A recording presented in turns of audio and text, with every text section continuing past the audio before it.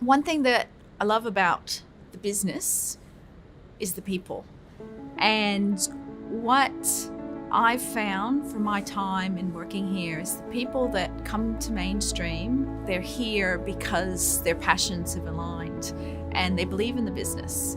Just witnessing great people, doing absolutely wonderful things. People having to pick up dead fish, people having to sell barramundi in the fish and chip shops, do online marketing, make a smoked product, raise capital, right across the board. This includes Jess throughout COVID, and it gives me a huge amount of respect for the rest of the team, to be perfectly honest.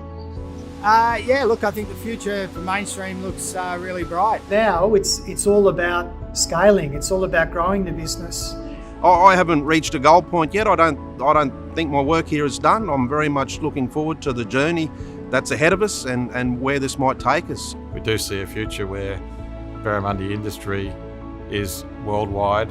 Wherever you eat barramundi all over the world, it's come from MainStream in one way or another. I think we're just starting to see the beginning of the journey, to be honest. And I think that the really exciting stuff that's happened to date will be complemented by a quicker and even more exciting journey in the future.